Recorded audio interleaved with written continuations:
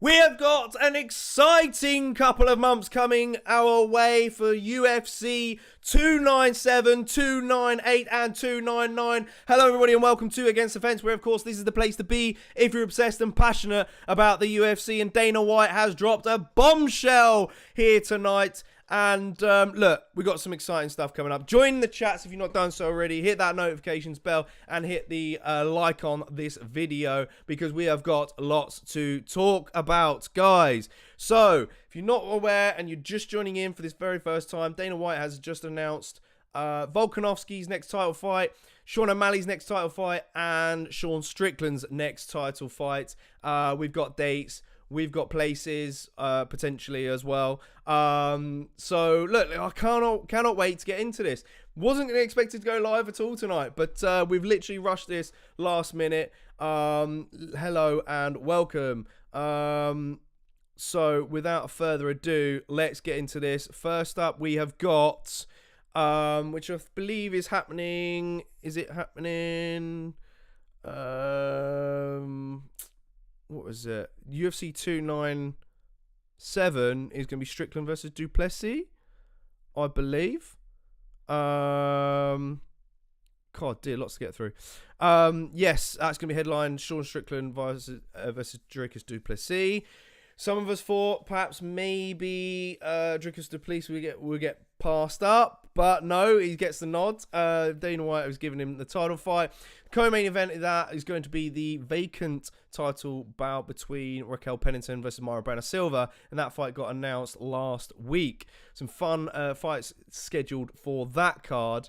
And then on 298, which I believe is going to be, is it Ilia Topuria? Sorry, I'm just getting all this up. 298 is going to be Volkanovski defending his belt against Ilia Topuria. Ilia Topuria in February, which was going to be... So January is the card in UFC 297, which is going to be in Canada. February, I think we knew Volk was going to be coming back January or February, but we haven't got a date yet at or a place or date for that one in February. I think it's a fight that we kind of knew was going to happen anyway. Is it too soon for Volkanovski is the question which we've been asking. I think we asked a couple of weeks ago now, during the Aftermath show of UFC 294. And then prior to that week, when the fight with Islam got announced, I did also say then that I felt that it could be quite short notice should anything bad happens to Volkanovski in that Islam fight. Man, I honestly think this is Ilia Topuria's time, and I'm sorry, Volk fans. I've apologized before. I think he's going to win the belt. And look, I think last week we saw Ilia Topuria. He had a visit from Hunter Campbell in Spain, and that made a lot of people start to think and wonder whether or not the UFC were going to do an event in Spain. But I think that was just pretty much to get the deal done over the line for the fight with Volkanovski. Volkanovski in his post-fight interview after UFC 294, he kind of begged the UFC, saying, I want to stay active, I don't like sitting out, I get a little bit agitated, like I need to constantly train and have my mind set on something. But I don't think this is a great idea, if I'm honest. Big Fridge says Jan Blachowicz versus Rakic also in the works for UFC 297. Oh, okay. So I think Angus did say in our chat, actually. Welcome on in, Big Fridge.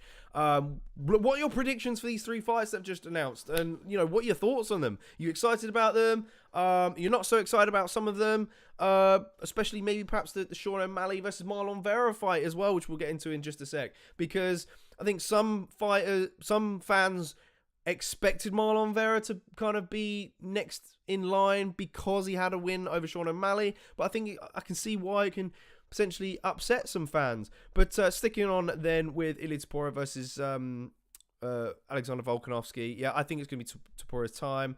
I think Topuria is going to get the knockout, and I don't think it's going to be a great 2024 for Volkanovski. I've said it before, I said it again. It is what it is, I'm afraid. I think it's just too soon. But, I think the UFC are kind of almost trying to get as many title fights booked as possible at the moment. You know, I think there's a few stars out, and I think we might get some slim events, perhaps.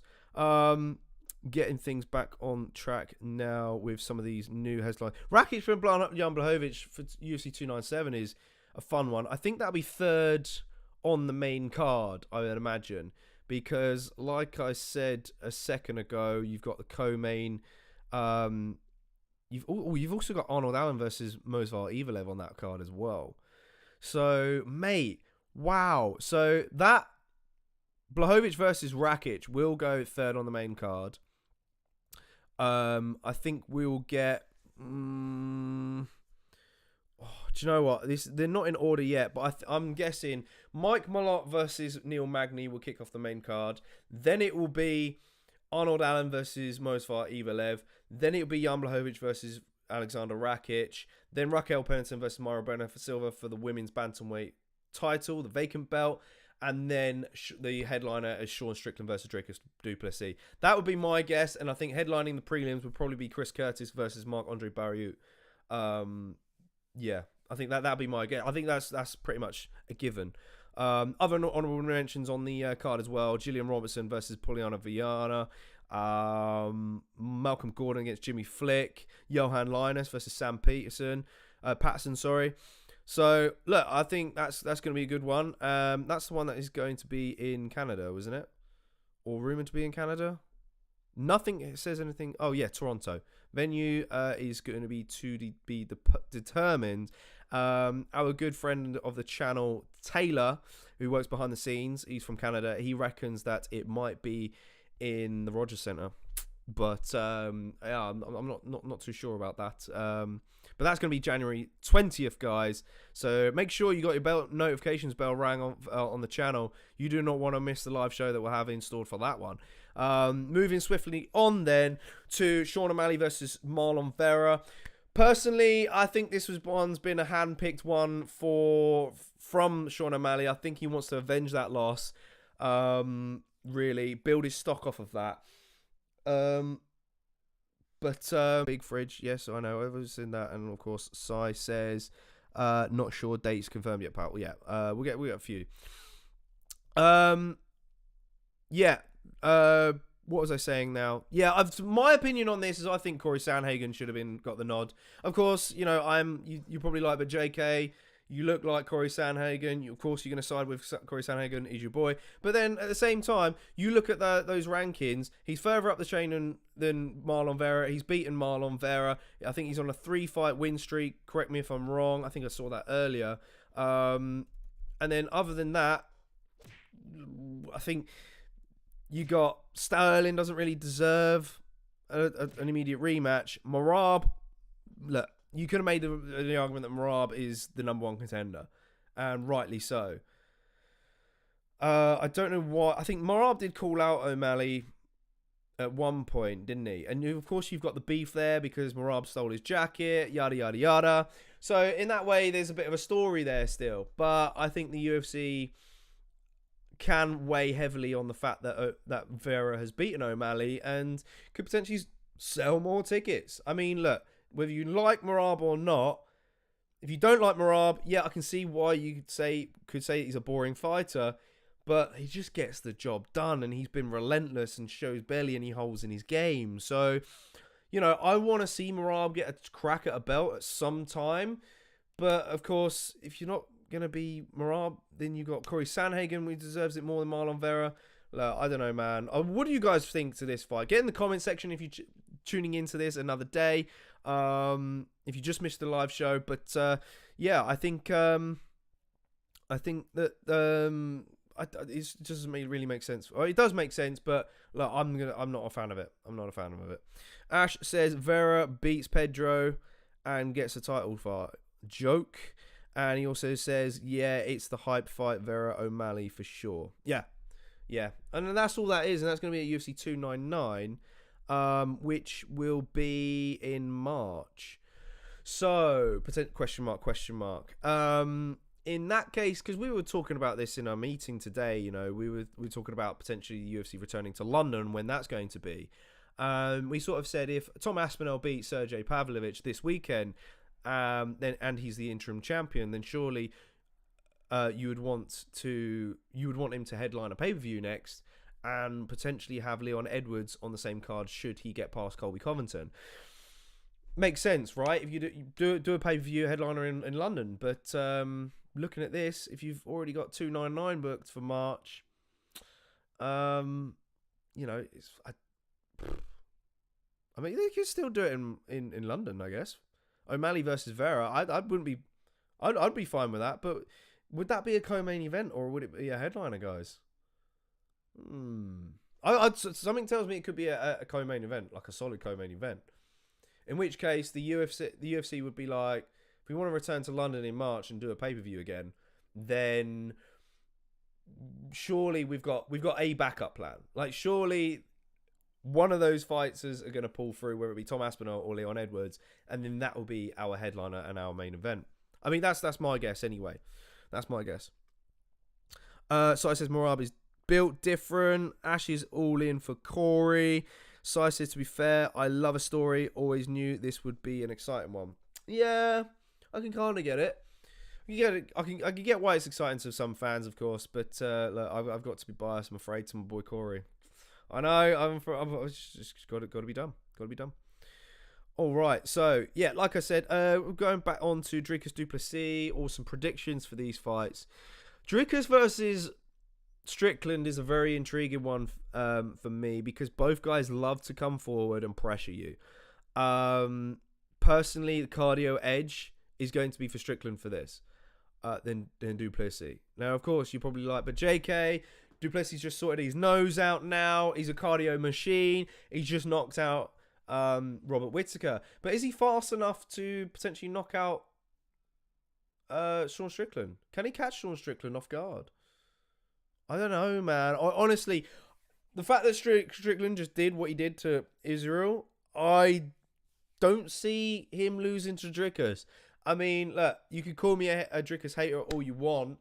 I've not really taken a shine to him at all as a fighter. Of course, he impressed me when he knocked out Robert Whittaker, but I'm going to side with Strickland on this.